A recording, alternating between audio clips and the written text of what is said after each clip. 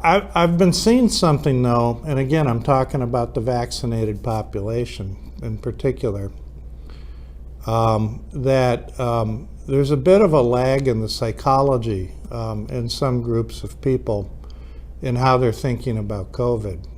And there was a really good article in the Washington Post that I read and thought about for a long time, and how vaccinated and boosted people who've been working really hard with masking, staying outdoors at the restaurants, doing everything to try to avoid getting the virus, are now getting infected. You know, maybe they went to a cookie making party over Christmas with a couple, three other families, and they got infected then. And it really hits them, as like they've had a total failure. And I really implore people to start to change a little bit the way you think about getting COVID. Would you be upset and horrified and feel like a failure if you got a cold? Probably not. Would you feel that way even if you got the flu right during the middle of flu season? Probably not. And so that's the way to start thinking about COVID. Now, this is for the vaccinated population, particularly for the vaccinated and boosted population. So get boosted, get vaccinated. That's one thing you can do. Two is that you can modify some of what you're doing.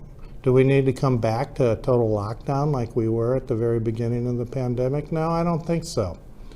I don't think that's really congruent or with sliding into COVID being a endemic respiratory infection that causes colds for people.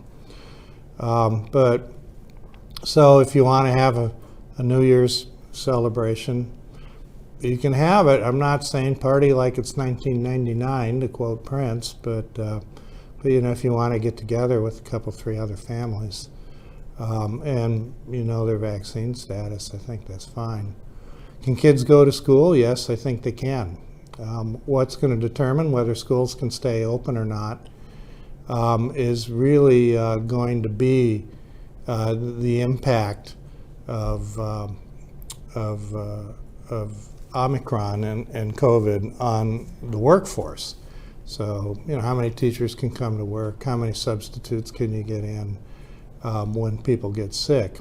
You know, if half the kids in the class are home with colds and flus, that's a big impact on everybody else coming in. So we'll have to see, but that's going to be the main impact.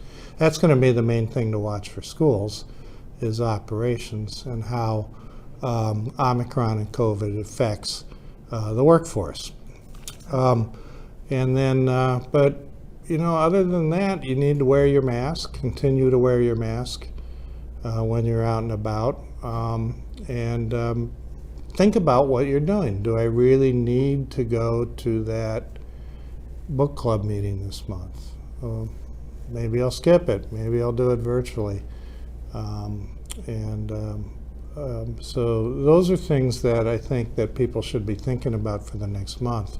For workplaces, for universities, for places that want to have socials and lunches and stuff, if you want to have a meeting, take the food out of the equation, move the food outside if you still want to have it, and get out the patio heaters, because that's when the masks come down. Have your meeting masked and have your people come together masked.